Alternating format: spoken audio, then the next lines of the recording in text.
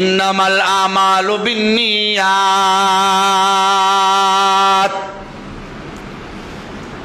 প্রত্যেকটা আমল তার নিয়তের উপরে নির্ভরশীল, ফলাফল পাবে নিয়তের দ্বারা।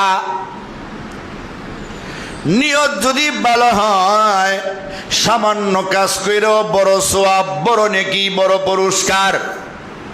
নিয়ত যদি ভালো না হয়, বড় কাজ কইরেও সামান্য ফায়দা হবে না।